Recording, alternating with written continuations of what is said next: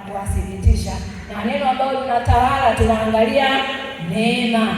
Neema hasa tunaangalia neema kwa huyu mwanamke wa kimungu, kwamba hiyo neema ni kibali cha Mungu, upendo wa Mungu, ni fadhili za Mungu na kukubaliwa na Mungu. Neema inakupa akili. Mwambie mwenzako, neema ya Mungu inakupa hekima na akili ya kuamua sawa sawa. Bwana Yesu apewe sifa. Neema ya Mungu inakupa hekima na akili, haukurupuki. Unaamua alafu unaangalia neno la Mungu linasema nini. Na wanawake, wanaume nao wanataka wawe wanawake, na wanawake nao wanataka wawe duniani kuna mambo mengi. Twende kwa Yesu atupumzishe. Bwana Yesu apewe sifa. Mwanamume hataki kuwa mwanamume, mwanamke naye hataki kuwa mwanamke. Twende kwa nani? Amen. Twende kwa nani?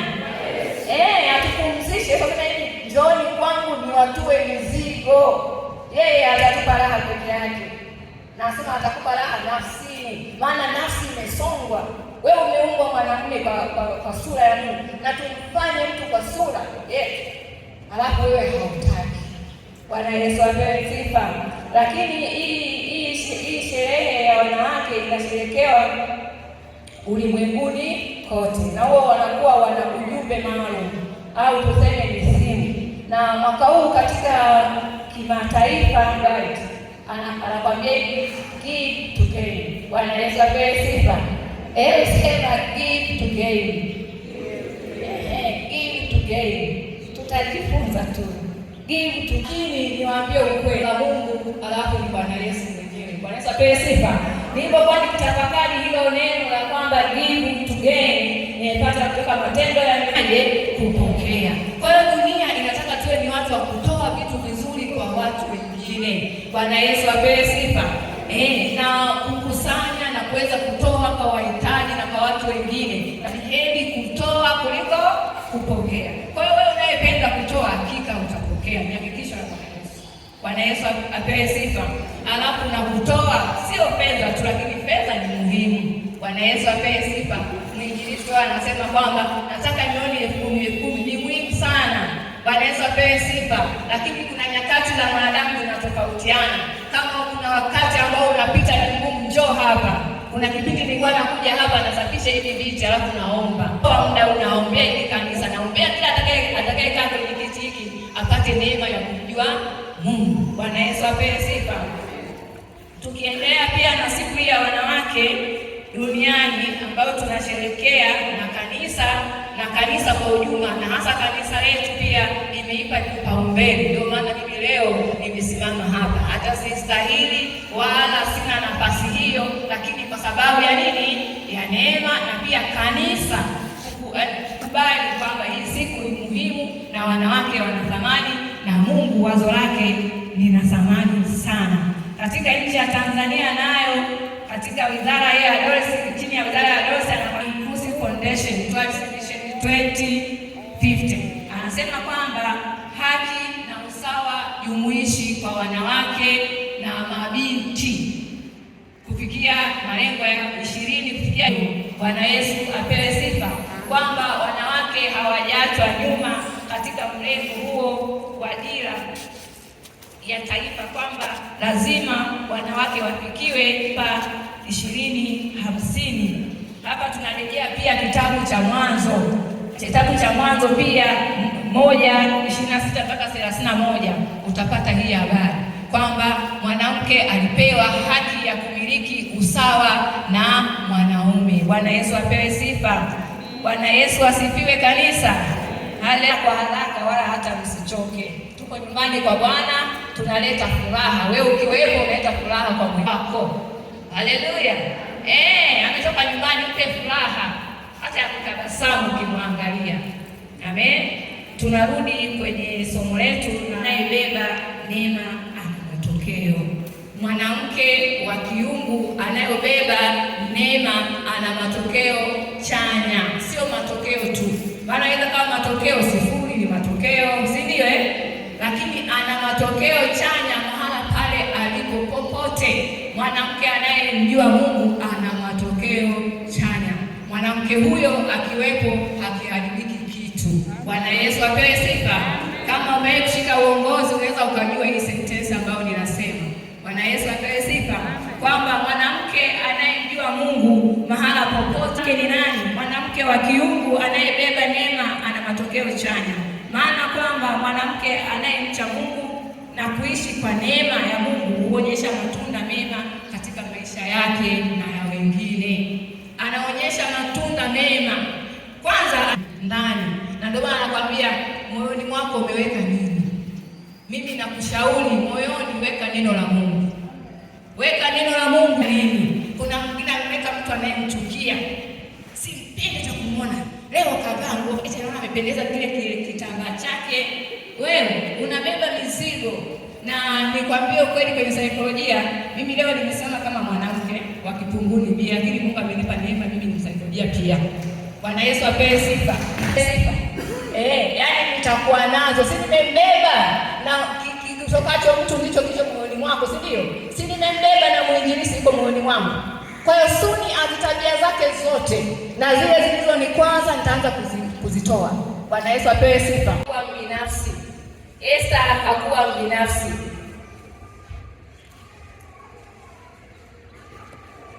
Bwana Yesu apewe sifa.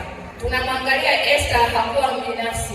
Esther kama alivyokuwa mke, alipata neema ya kuwa mke wa mfalme, lakini kuna changamoto alizipitia Esther katika ile hali ya kuwa mke wa mfalme. Kama sisi sasa kuna changamoto tunapitia katika familia zetu tunapokuwa tumeolewa, katika ndoa na katika mazingira mbalimbali.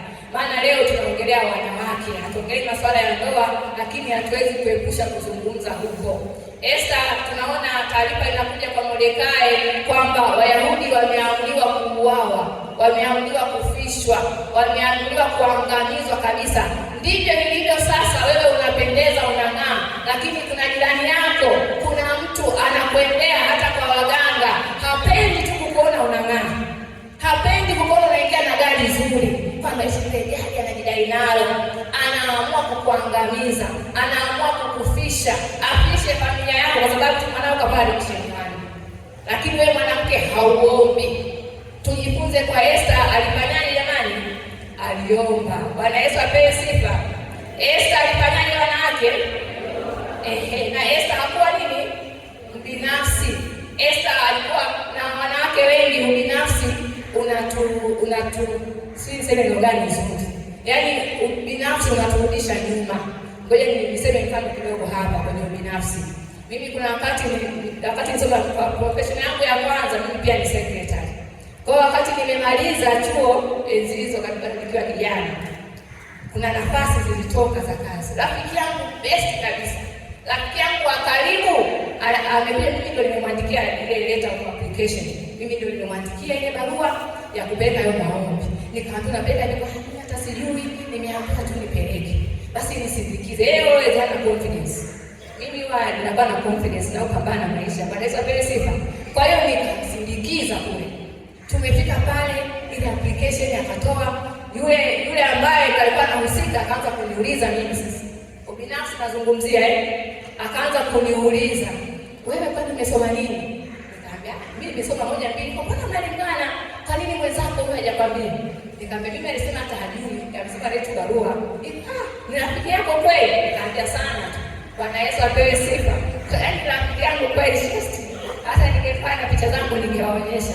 Bwana Yesu apewe rafiki shosti hasa, lakini ubinafsi, hapendi maendeleo ya wengine. Wanawake tuache nini? Ubinafsi, tulete maendeleo Kipunguni B. Bwana Yesu apewe sifa. Siendi kuomba, siendi. Watakoma. Ubinafsi huo. Njoo tuombe. Mimi nitaomba, mwinjilisi asiaombe. Kwani ndio kazi yake mwinjilisi na ana mshahara, aombe. Bwana Yesu apewe sifa. Ubinafsi. Esther alizuia mauti. Hakutaka ubinafsi.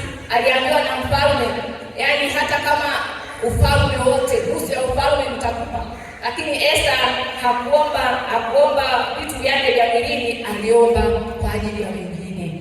Alisimama kwa ajili ya wengine. Bwana Yesu apewe sifa. Kwa hiyo wanawake tuombe. Wanawake tusiwe wabinafsi. Lakini tunaona Esther alipata haya yote kwa sababu ya kumcha Bwana. Kwa sababu kwanza ya utii. alikuwa mtii. Ukisoma ile story, soma kitabu cha Esther, kitabu kizuri sana. Esther alikuwa mtii kwa Mordekai mjomba wake. Bwana Yesu apewe sifa. Kama vile watu wanapokuwa watii kwa waganga. Saa 6 usiku nenda njia panda. Bwana Yesu apewe sifa. Hamjaenda njia panda. Haleluya. Mtu anakuwa mtii kwa dakika na kwa sekunde, lakini ibada sasa. Maombi saa 11 sisi wamama. Tunafika saa 12:05. Bwana Yesu apewe sifa. Hayo alafu nataka ukae na Mungu. Mungu naye ana muda, wingu lake limeondoka, malaika wameondoka, unakuja muda unaomba wewe. Iko mimi naombaga kila mwaka. Jamani, nakwambia maombi yana matokeo. Bwana Yesu apewe sifa. Maombi yana matokeo. Mimi kuna jambo nilikuwa naliongea sirini kabisa. Kuna jambo pia nilipita, lakini nikaamua kuomba sirini. Nikapata ufunuo na ninatekeleza kikanisa. Watu wengi waliomba najua, lakini likitokea hata kama mimi niliomba, sitasema kama ushuhuda, sikiwe. Niliomba kwa habari ya watoto. Nilikuwa naomba hivi kwamba ninaomba watoto tuanze nao ibadani, wapate baraka kwa mtumishi aliyepaka mafuta. Bwana Yesu apewe sifa. Kaambia watoto wapate baraka na walimu wao ndio waende kule kwenye majengo yao. Lakini hatimaye maombi yangu nikienda naona ni wengi waliomba na kanisa liliamua, lakini wewe muombaji unaweza kuamua rohoni. Bwana Yesu apewe sifa. Unaweza kuamua unalotaka liwe wapi? Rohoni. Bwana Yesu asifiwe. Bwana Yesu apewe sifa. Haleluya. Baada ya pili nilikunywa chai, mna usingizi. Bwana Yesu apewe sifa. Bwana Yesu asifiwe. Tumalizie kujifunza kwa Hana. Tunampata Samueli wa kwanza. Soma mlango mzima, mimi sitasoma ila nitakupa stori za Hana. Kwamba Hana alipitia changamoto za ukewenza ambazo wanawake karibu kwa 90% hizi stori tunazifahamu. Bwana Yesu apewe sifa. Sitaki niseme kunyoshe mikono, lakini tunazifahamu stori za ukewenza. Hana hakutaka kujibishana kwa taarabu. Hana hakutaka kujibishana kwa kanga. Bwana Yesu apewe sifa. Unajua sisi hata Wakristo tuna nyimbo ambazo ni za taarabu. Unajua kabisa kuna nyimbo zingine ni taarabu za kujibishana kabisa na hazina utukufu wa Bwana. Lakini tunamwona Hana aliomba. Hana aliamua kuomba ili kupambana na Penina. Maombi yana suluhisho. Bwana Yesu apewe sifa.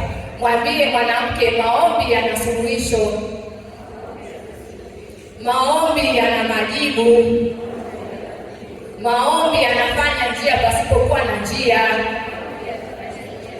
Si mnakumbuka kanisa liliomba kwa bidii? Kanisa liliomba kwa bidii. Petro akafanyaje? Akatoka.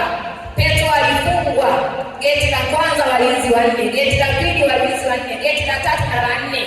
Lakini kwa uwezo wa Mungu akamtuma malaika, na Mungu hawezi kumtuma akusikie unaomba. Bwana Yesu apewe sifa. Mwanamke omba. Mwanamke tuombe. Tuje Jumatatu kufanyaje? Kuomba. Mungu akamtuma malaika na Petro akatoka, lakini kanisa liliomba kwa Yakobo alikatwa kichwa, kanisa likaona kawaida. Kwa hiyo tunataka mpaka mauti zitutambalie, si wapi.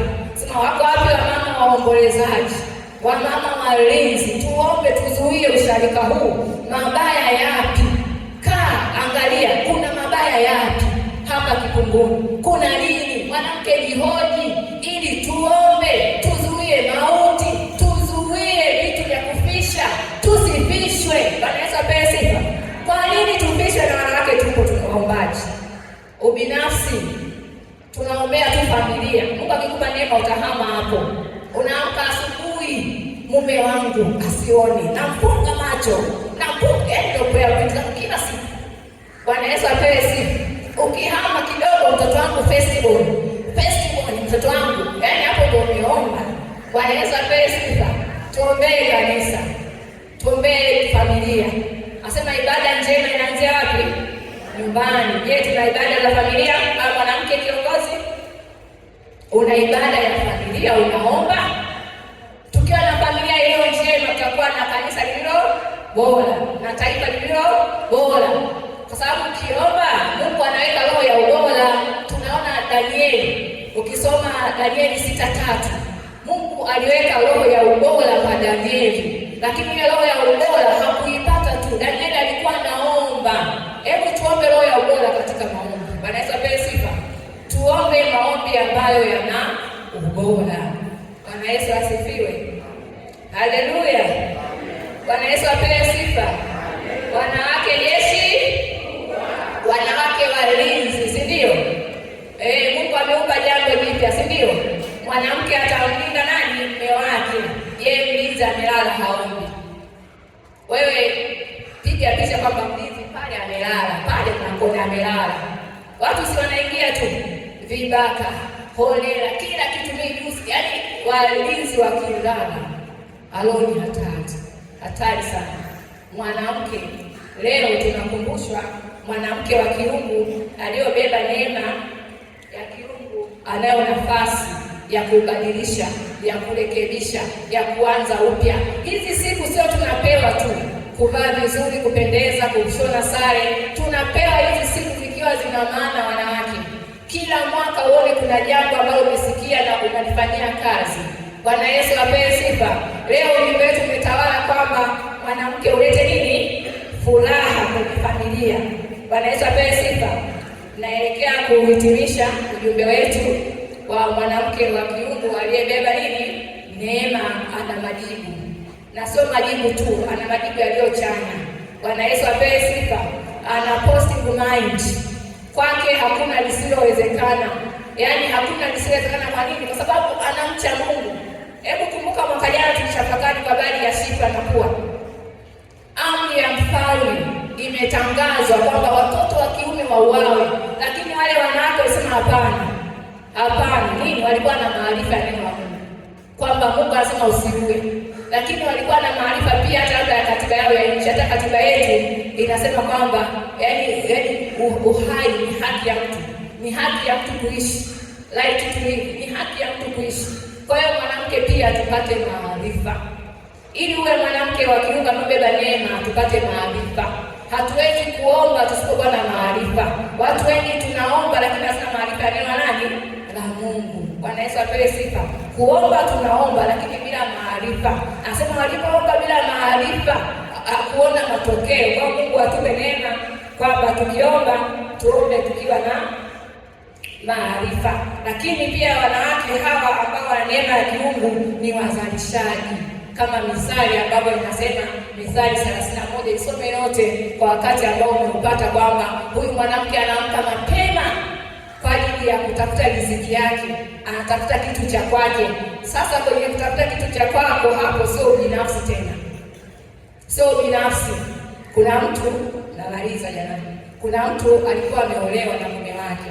Mimi nafanya counseling. Anakuja sasa kwenye counseling 1, 2, 3. Yeye ameolewa na mume wake na ana neema ya riziki, anatafuta kipato kizuri, na mume wake ana kipato kizuri.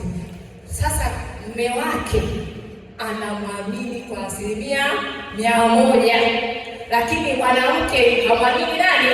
Mume wake. Mume wake kajenga nyumba, hati zote katika jina la nani? Na mwanamke. Kila kitu anamwambia mwanamke, lakini mwanamke yeye anajenga, anafanya, anamwandika dada yake. Bwana Yesu apewe sifa. Anamwandika nani? Dada yake. Dada yake ndio msiri wake. Sasa akajenga nyumba nyingine nzuri zaidi, akaandika jina lake. Dada yake anataka aandike vitu vyote. Bwana Yesu apewe sifa. Alivyoanza kugoma sasa, yule dada akasema, nitatoa siri kwa mume wako. Bwana Yesu apewe sifa. Mwanamke, nyosha mikono juu mwanamke. Tupungiane na siri zetu zilipo nyingi. Haleluya. Siri. Ikawa siri tena. Haya, ugomvi dada na mtu serious, is true story. Wakagombana. Yule dada akaenda kwa shemeji yake, akamwonyesha nyumba zote ambazo mke wake amefanyaje? Amejenga. Kisa ile ghorofa hataki ampe dada yake. Siri, nasema siri za Bwana ziko kwa wale wamchao, si ndio? Siri yako mpe Mungu. Bwana Yesu apewe sifa. Kwa nini ufanye siri? Kwa hiyo wewe ndio chanzo cha kuvunja hiyo nini? Hiyo ndoa. Kwa nini ufanye siri? Kwa nini ufanye siri? Niseme mwisho wake ilitokea nini? Yule dada akaenda kwa shemeji yake akamwambia, nasikia kwanza kanini yule dada, lakini natafakari huwa tunaambia wafanya kazi hii unaomba uhusike kwa yule dada ulituleta story. Bwana Yesu apewe sifa. Sasa anataka nini kwa shemeji yake? Hebu tujiulize, anataka nini? Jijibu mwenyewe, anataka nini kwa shemeji yake? Basi ikawa mwisho wake sasa yule shemeji akapata taarifa zote. Mwanamke kweli akakiri, akasema mume wangu unisamehe. Kuanzia siku ile ndoa ndio ilikufa. Bwana Yesu apewe sifa.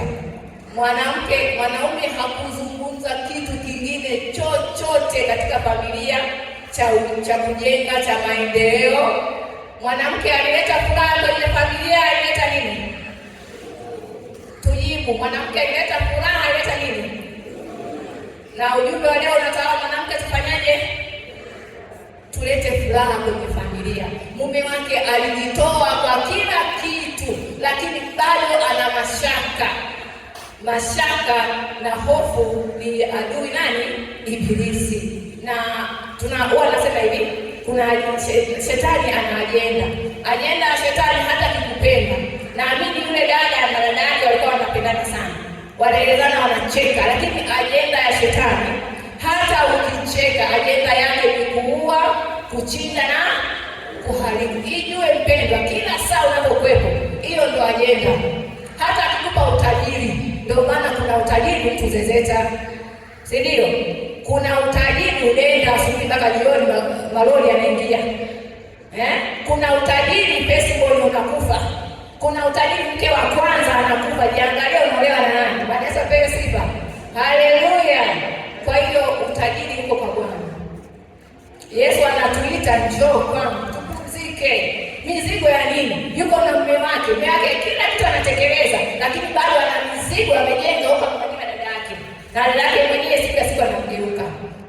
Mwambie mwenzako, huyo ambaye umekaa naye, mwambie tu habari za Yesu, zingine usimwambie. Bwana Yesu apewe sifa. Mwambie habari za nani? Za Yesu. Mwambie habari za Yesu, zingine kaa nazo. Sina magari matano, utapishwa na maombi hauna. Haleluya. Unatangaza mambo yako, maombi hauna, utapishwa mpendwa. Watu wanakwambia sikubali. Mimi anasikiliza hata kwenye masaluni. Anakwambia yule anakwambia sikubali, ile ndio mwaka wa imalizi. Wanaapa. Kila mara ninapokaa mimi nafanya utafiti wangu wa kimya. Naanza kuuliza, unafanyaje? Hilo jambo dogo. Namtaka yule. Bwana Yesu apewe sifa. Mungu akupe neema mwanamke. Akupe neema ya kuwa muombaji. Akupe neema ya kuona na kuwa na jicho la tatu. Yule mwanamke mshunami aliona kwamba huyu ni mtumishi anapita. Hebu nimfanyie mtumishi. Tuna watumishi hapa, tunaona. Tuna watumishi wengi hapa. Unaona mtumishi nguo ile. Wewe hauoni. Kumbe Mungu amenifanya muhitaji kwa ajili yako. Ukiona unabarikiwa. Bwana Yesu apewe sifa. Haleluya. Ona, uwe na jicho la tatu. Hitimisho, kanisa, mwanamke, kanisa linakuamini. Aminika. Mwambie mwanamke, kanisa linakuamini. Sema tena, kanisa linakuamini. Aminika mwanamke. Binti aminika, kanisa linakuamini. Nasema jamii inakutegemea. Jamii inakutegemea. Tunahitimisha jamii inakutegemea pale ulipo. Wana jambo lake, twende kwa mama fulani. Atatupa angalau atatupa neno tuweze kutoka katika changamoto hii. Wamefika tu kwako sasa, kanisa linalotegemewa. 1, 2, 3 baada ya sekunde nyumba 10 una taarifa. Hapo unaenda kwa ajenda kwamba mpendwa tuombeane. wewe happy anapita, usimwone vipi, usimwone anaomba, anapita yule ametuletea ajenda. Bwana Yesu apewe sifa. Tunza siri wewe muombaji. Bwana Yesu apewe sifa. Tunza siri. Mungu watu wakuamini kukupa siri. Anataka kukupa siri ya usharika ya kwako, omba. Umeambiwa ushirikishe? Umeambiwa? Bwana Yesu apewe sifa. Sikilize Mungu kwenye kushirikisha. Amen. Familia inakusubiri. Familia inakusubiri. Ulete nini? Furaha. Kuwa furaha kwa mwingine. Kuwa baraka. Kuna kipindi nilipewa ujumbe mgumu hajuzi, nikikaa na baby, nimekufanya wewe baraka kwa wengine kwa lipi sasa? Yaani sina uchumi, sina nini, baraka lipi? Mungu akamwambia nimekufanya kuwa baraka kwa wengine. Nilikuja kutambua hili, kuna mwingine alisema hepi, hata ukitusalimia tu tunafurahi. Kauli neno la Mungu. Kumbe sema nimekufanya kuwa baraka. Bwana Yesu apewe sifa. Hasa kama hepi ndio ukituambia Bwana Yesu asifiwe, tunafurahi. Haleluya. Hasa wamama pia siku ya Jumatatu nimekuwa niko busy kidogo, kwa hiyo hawajaniona, lakini nikitokea sasa tumefurahi kuona na ule neno la Mungu. Kumbe nifanya kuwa furaha. Bwana Yesu apewe sifa. Wapo wanaopata sio ubaya wako. Bwana Yesu apewe sifa. Hata Yesu akukubaliwa na watu wote. Usitake kukubaliwa na watu wote. Haleluya. Hata leo tunafurahi, tunaona. Bwana Yesu apewe sifa. Lakini tunaombeana. Palishweka nasema kama tuko safarini. Tunaombeana. Yesu aliwachukua watu wote, si ndio? Wote aliwachukua. Kwa hiyo tunaombeana, tunayo safari na lazima tufanyaje? Tufike. Mwanamke uwe sababu ya mwingine kufika. Tunza jambo la mwenzako analolipitia, na hasa swala la ndoa. Bwana Yesu apewe sifa. Swala la uchumi, swala la watoto. Usicheke mtoto wa mwenzako anavuta bangi, analewa, wewe ndio agenda. Alikuwa anadai, alimpeleka nje, amekuwa shoga. Unafurahi. Kinakufurahisha nini wewe? Mwenzako kamsomesha mpaka nje hapo amekuwa shoga, wewe unafurahi. Sio roho ya kimungu, ni roho ya shetani. Na itutoke katika jina la Yesu. Hiyo roho ya shetani itoke katika jina la Yesu. Roho ya ubinafsi itoke katika jina la Yesu. Itoke kabisa. Hila, fitina. Alijidai. Mtoto wake amepata baraka ya ndoa, tuone. Mimi nipo hapo, uone nini? Ona matokeo yaliyochanya. Amen. Amen. Mwanamke sasa inabidi uwe jasiri. Kuna nyakati kweli changamoto zipo. Kuna nyakati za kuvaa nini? Ujasiri. Usharika hauendi, usharika haueleweki. Sio wakati wa kutangaza usharika. Sio wakati wa kusema usharika wetu. Sio kweli, ni wakati wa kuomboleza. Na tumepewa nafasi na Mungu anatenda. Bwana Yesu apewe sifa. Jana nilifika hapa, namaliza hapo. Nilifika hapa nikakuta kijana amekuja hapa madhabahuni. Anaomba, analia sana. Sasa kuna baadhi hata anambia mimi ni kansa. Akaambia hebu ongea na yule kijana. Amefika hapa tunafanya usafi, analia sana. Sasa Bwana Yesu nini tena? Analia, analia. Anambia na masaa mawili hapa analia. Karibu la 3 nikamface, nikamfuata.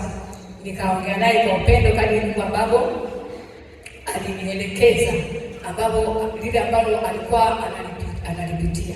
Kwa hiyo nataka kusema nini? Madhabahu hii imeaminiwa kwa sababu yule alikuwa mmoja, alikuwa Pentecost. Bwana Yesu apewe sifa. Alikuwa Pentecost. Nikajihoji kibinadamu, amepitaje yeye, lakini katika utukufu wa Bwana nikasema imekuwaje bado kafika hapa? Imekuwaje bado kafika hapa? Iko nimesikia tu niende kanisa la KKT niombe. Bwana Yesu apewe sifa. Kwa hiyo madhabahu yetu ina majibu. Bwana Yesu asifiwe. Madhabahu ina nini?